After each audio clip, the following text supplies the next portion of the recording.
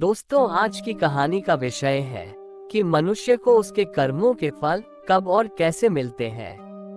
बहुत समय पहले एक छोटे से गांव में, जहां हरे भरे पेड़ों की छांव में बसावट थी, एक साधु का निवास था।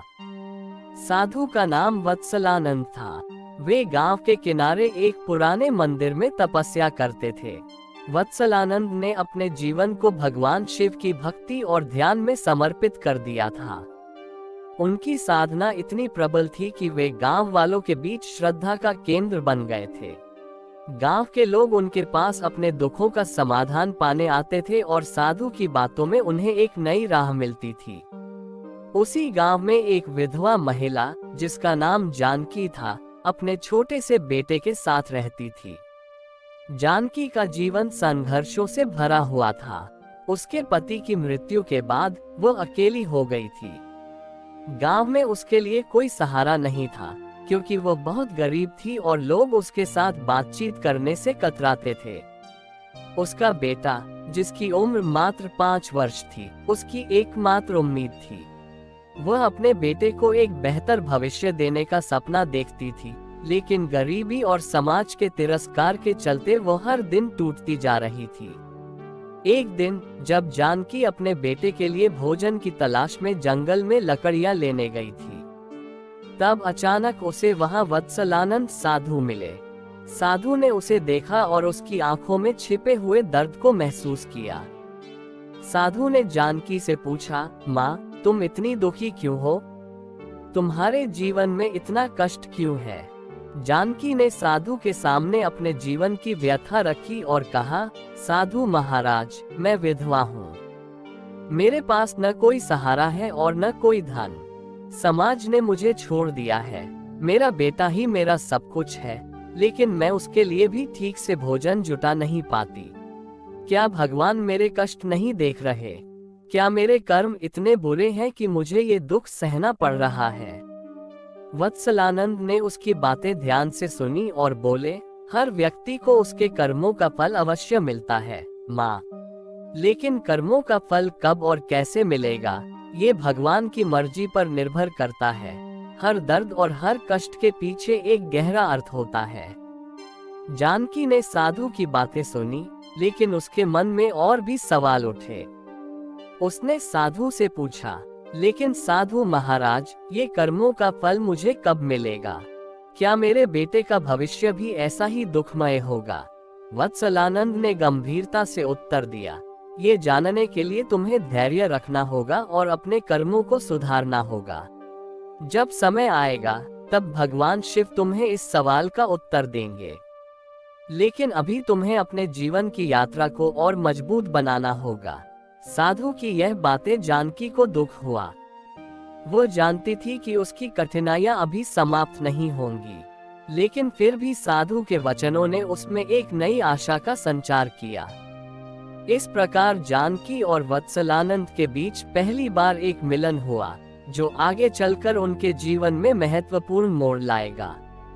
जानकी ने साधु के उपदेशों को अपने जीवन में अपनाने का निर्णय लिया, लेकिन उसे नहीं पता था कि यह निर्णय उसकी और उसके बेटे की किस्मत को कैसे बदलने वाला है। जानकी ने वत्सलानंद साधु के वचनों को अपने जीवन में अपनाने का निर्णय लिया। वो अब और अधिक धैर्य और साहस के साथ अपने जीवन की कठिनाइयों का सामना करने लगी। साधु की बातों ने उसे एक नई दृष्टि दी थी और वह समझ गई थी कि अपने कर्मों को सुधारने से ही उसका भविष्य उज्जवल हो सकता है। कुछ समय बाद गांव में एक भयंकर अकाल पड़ गया। फसलें सूख गईं, पशु मरने लगे और लोगों के पास खाने के लिए कुछ भी नहीं बचा। गांव के लोग भूख और प्यास से दुखी हो गए। जानकी के लिए ये समय और भी कठिन था। पहले से ही गरीबी में जी रही जानकी अब अपने बेटे को भी ठीक से भोजन नहीं दे पा रही थी। उसका बेटा हर रोज भूख से रोता था और जानकी के पास उसकी भूख मिटाने के लिए कुछ भी नहीं था। एक दिन जब जानकी के बेटे की हालत बहुत खराब हो गई, तो वह अपने बेटे को लेकर वत्सलानंद साधु के पास गई। उसने रोते हुए कहा, साधु महाराज, मैंने आपके कहे अनुसार धैर्य रखा और अपने कर्मों को सुधारने का प्रयास किया, लेकिन मेरी कठिनाइयां कम होने का नाम नहीं ले रही हैं। मेरा बेटा भूख से मर रहा है। क्या भगवान शिव मेरी इस परीक्षा का कोई अंत नहीं देख रहे? वत्सलानंद ने उसकी बातों को गंभीरता से सुना और कहा, माँ, भगवान की परीक्षा कभी कभी अत्यधिक कठिन होती है, लेकिन ये तुम्हारे आत्मविश्वास और भक्ति की परख है। याद रखो, कठिनाइयाँ केवल तुम्हारे अंदर की शक्ति को जागृत करने के लिए आती हैं। इस समय तुम्हें हार नहीं माननी चाहिए। साधु ने अपने झोले से कुछ अनाज निकाला और जानकी को दिया। उन्होंने कहा, ये तुम्हारे लिए भगवान शिव का प्रसाद है। इसे स्वीकार करो और अपने बेटे के साथ इसे साझा करो। जानकी ने प्रसाद को स्वीकार किया और घर लौट आए। उसने उस अनाज से अपने बेटे के लिए भोजन बनाया और पहली बार लंबे समय बाद उसका बेटा तृप्त हुआ। उस रात जब जानकी ने अपने बेटे को सोते हुए देखा तो उसके मन में एक अजीब सी शांति का अनुभव हुआ। उसने महसूस किया कि साधु की भक्ति और भगवान शिव की कृपा ने उसे इस कठिन समय में सहारा दिया। लेकिन जानकी की कठिनाइयां अभी खत्म नहीं हुई थीं। अकाल के चलते गांव में भूखमरी बढ़ती जा रही थी और लोग धीरे धीरे गांव छोड़ने लगे थे। जानकी ने भी सोचा कि शायद उसे और उसके बेटे को भी गांव छोड़कर कहीं और जाना चाहिए, लेकिन उसके पास कोई जगह नहीं थी जहां वह जा सकती थी। उसे समझ नहीं आ रहा था कि वह क्या करे। एक दिन जब वह गांव के बाहर कुछ लकड़ियां लेने गई थी, तो उसने देखा कि एक वृद्ध महिला जो भीख मांग रही थी, भूख के मारे सड़क पर गिर पड़ी। जानकी ने बिना सोचे समझे उस वृद्ध महिला की सहायता की। उसने उसे अपने साथ घर ले जाकर भोजन कराया और उसकी देखभाल की। वृद्ध महिला ने जानकी को धन्यवाद किया और कहा, तुम्हारा दिल बहुत बड़ा है बेटी। भगवान तुम्हें अवश्य इस दान का फल देंगे। इस घटना ने जानकी को यह एहसास दिलाया कि कठिन समय में भी दूसरों की सहायता करने से उसके जीवन में एक नया अर्थ आ सकता है। उसने यह निश्चय किया कि वह अपनी कठिनाइयों के बावजूद भी दूसरों की मदद करती रहेगी, चाहे वह कितनी भी मुश्किल में क्यों ना हो। जानकी ने अपने जीवन में सेवा और भक्ति का मार्ग अपना लिया था। वो दिन रात अपने बेटे की देखभाल करती और साथ ही गांव के दूसरे जरूरतमंद लोगों की भी सहायता करती। अकाल का समय कठिन था, लेकिन जानकी के मन में साधु वत्सलानंद की दी हुई शिक्षा और भगवान शिव के प्रति अपार श्रद्धा थी, जो उसे हर दिन नई शक्ति और साहस देती थी। गांव में जहां हर ओर निराशा फैली थी, जानकी की सेवा और भक्ति की चर्चा होने लगी। गांव के लोग जो पहले उसे तिरस्कार की दृष्टि से देखते थे, अब उसके साहस और दया की प्रशंसा करने लगे थे। धीरे धीरे गांव के कुछ लोगों ने भी जानकी का अनुसरण करना शुरू किया और अपने पास जो भी थोड़ी बहुत सामग्री होती, उससे वे भी गरीबों की सहायता करने लगे। लेकिन जानकी के जीवन में एक और कठिन परीक्षा आने वाली थी। एक दिन जब वो जंगल से लौट रही थी, तो अचानक उसके बेटे को तेज बुखार हो गया। जानकी बहुत घबरा गई, क्योंकि उसके पास उसे ठीक करने का कोई साधन नहीं था। वह अपने बेटे को लेकर तुरंत वत्सलानंद साधु के पास गई और रोते हुए कहा, साधु महाराज, मेरे बेटे की हालत बहुत खराब है, कृपया मेरी मदद करें। मुझे नहीं पता कि मैं उसके बिना कैसे जीऊंगी। वत्सलानंद ने उसकी स्थिति को देखा और शांतिपूर्वक बोले, माँ, भगवान शिव की कृपा पर विश्वास रखो। तुम्हारे बेटे का जीवन तुम्हारे कर्मों और भगवान की इच्छा पर निर्भर है। अभी जो हो रहा है वह तुम्हारी भक्ति और धैर्य की परीक्षा है। साधु ने अपने कमंडल से कुछ जल निकाला और उसे मंत्रों से अभिमंत्रित कर जानकी के बेटे को पिलाया। इसके बाद उन्होंने जानकी को निर्देश दिया कि वह रात भर भगवान शिव के नाम का जाप करते हुए जागरण करे और अपने बेटे के लिए प्रार्थना करे। जानकी ने साधु की बातों का पालन किया और रात भर अपने बेटे के पास बैठकर भगवान शिव की आराधना करती रही। उसके मन में केवल एक ही प्रार्थना थी कि उसका बेटा स्वस्थ हो जाए। रात के बीच जब जानकी प्रार्थना कर रही थी, तो उसने अपने बेटे के शरीर में कुछ बदलाव महसूस किया। धीरे धीरे उसका बुखार कम होने लगा और वह शांतिपूर्वक सो गया। जानकी ने भगवान शिव का धन्यवाद किया और साधु वत्सलानंद की दी हुई शक्ति का अनुभव किया। अगली सुबह जब जानकी के बेटे की आंखें खुली तो वह पूरी तरह स्वस्थ था। ये देखकर जानकी के आंखों से आंसू बह निकले। उसने अपने बेटे को गले लगाते हुए कहा, ये भगवान शिव की कृपा और साधु वत्सलानंद की भक्ति का फल है। मैंने अपने जीवन में पहली बार भगवान की इतनी निकटता को महसूस किया है। ये घटना जानकी के लिए जीवन बदल देने वाली साबित हुई। उसे अब यह विश्वास हो गया कि उसकी भक्ति और सेवा के कारण ही भगवान शिव ने उसकी प्रार्थना सुनी और उसके बेटे को जीवन दान दिया। जानकी ने उसी दिन संकल्प लिया कि वह अपने शेष जीवन को भगवान शिव की सेवा और लोगों की भलाई में समर्पित कर देगी। जानकी के जीवन में जब भगवान शिव की कृपा से उसके बेटे का स्वास्थ्य लौट आया तो उसने और भी अधिक समर्पण के साथ अपनी भक्ति और सेवा को जारी रखा। गांव के लोग उसकी भक्ति और सेवा भावना से प्रभावित होकर उससे सहायता और मार्गदर्शन लेने लगे। जानकी की सरलता और सहानुभूति ने उसे गांव के लोगों के बीच सम्मान दिलाया। एक दिन जब जानकी मंदिर में पूजा कर रही थी, एक अजनबी व्यक्ति गांव में आया। वह अजनबी दिखने में बहुत थका हुआ और उदास था। उसके कपड़े मैले और फटे हुए थे और उसकी आंखों में एक अजीब सी बेचैनी थी। गांव वालों ने उसे देखा, लेकिन उसकी हालत देखकर कोई भी उसकी मदद करने के लिए आगे नहीं बढ़ा। वे उसे एक भिखारी समझकर नजरअंदाज करने लगे। लेकिन जानकी, जिसने सेवा को अपने जीवन का लक्ष्य बना लिया था, तुरंत उस अनजान व्यक्ति के पास गई। उसने उस व्यक्ति से पूछा, तुम कौन हो भाई, और तुम्हारी यह हालत कैसे हुई? अनजान व्यक्ति ने थके हुए स्वर में उत्तर दिया, माँ, मैं एक यात्री हूँ। मेरी यात्रा बहुत लंबी थी और मैंने बहुत कुछ खो दिया है। मैं भूखा और प्यासा हूँ और मेरे पास अब कुछ भी नहीं बचा। जानकी ने उसकी दशा को समझा और बिना कुछ सोचे समझे उसे अपने घर ले आए। उसने उसे भोजन कराया, उसके लिए साफ कपड़े दिए और उसके घावों पर मरहम लगाया। उस अनजान व्यक्ति ने जानकी की सेवा और सहानुभूति के लिए धन्यवाद कहा और उसके चेहरे पर एक हल्की सी मुस्कान आ गई, जो उसकी बेचैनी को थोड़ा कम करती दिखी। अनजान व्यक्ति कुछ दिनों तक जानकी के घर पर रहा। इस दौरान उसने जानकी और उसके बेटे के जीवन के संघर्षों के बारे में जाना। वो जानकी की भक्ति और सेवा भावना से बहुत प्रभावित हुआ। उसने जानकी से पूछा, माँ, तुम्हारे जीवन में इतनी कठिनाइयां हैं, फिर भी तुम दूसरों की इतनी सेवा करती हो।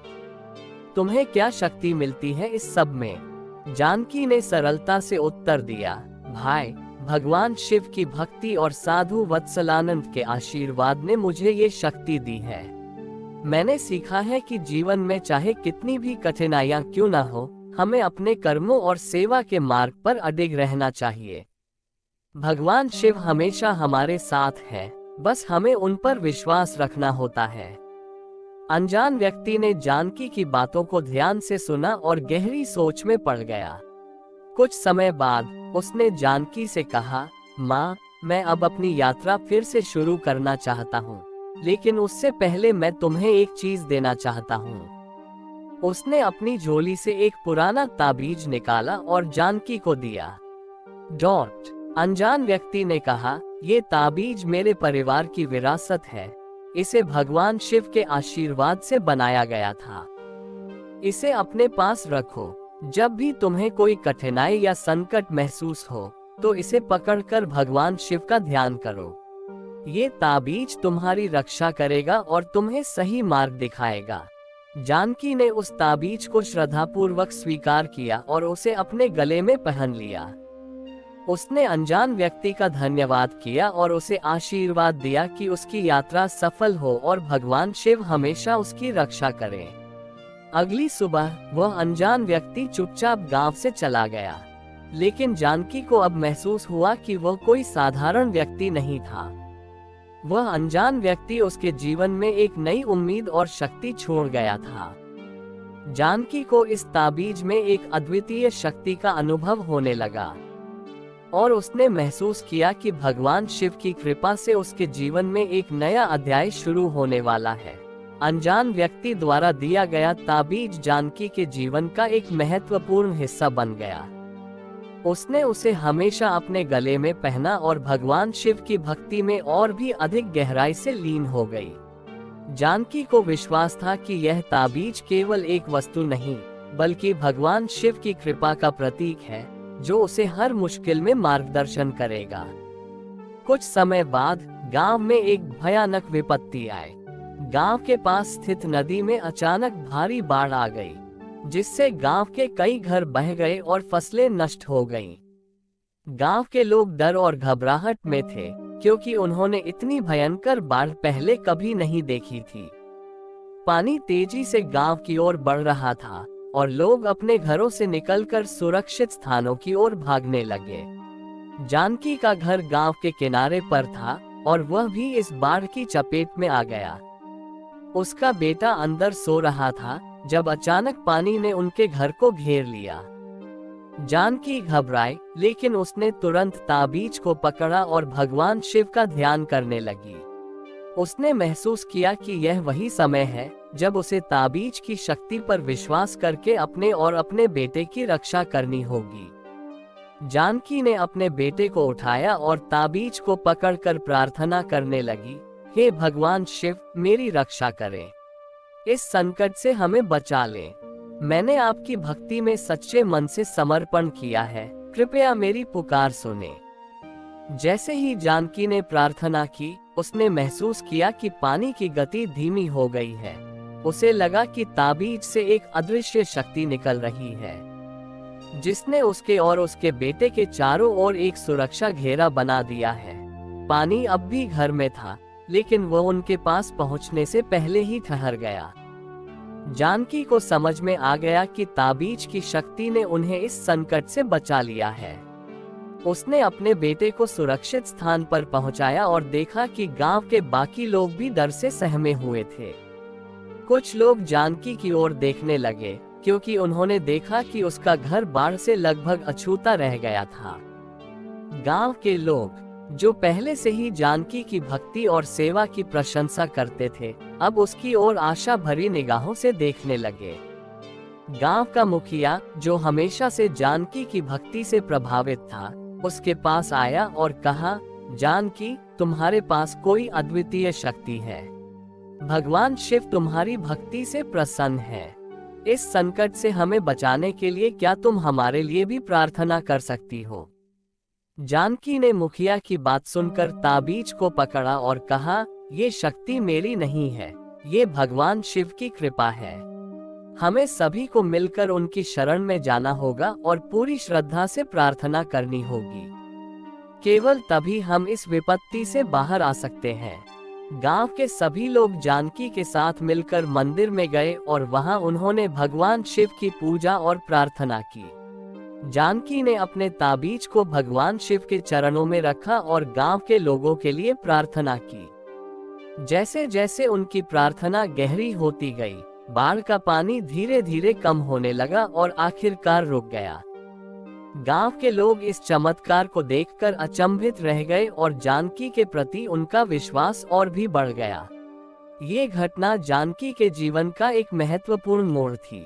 ताबीज की शक्ति ने न केवल उसके विश्वास को मजबूत किया, बल्कि पूरे गांव के लोगों के मन में भगवान शिव के प्रति अपार श्रद्धा भर दी। गांव के लोग अब जानकी को अपनी मार्गदर्शक मानने लगे और उसकी भक्ति और सेवा भावना से प्रेरित होकर उन्होंने भी अपने जीवन में ईश्वर और परोपकार का मार्ग अपनाने का संकल्प लिया। बाढ़ के संकट से गांव को बचाने के बाद जानकी का सम्मान गांव में और भी बढ़ गया था। लोग अब उसकी भक्ति और सेवा भावना को देखकर उससे मार्गदर्शन लेने आने लगे। जानकी ने हमेशा विनम्रता से सभी की सहायता की और उन्हें भगवान शिव की भक्ति के मार्ग पर चलने की प्रेरणा दी।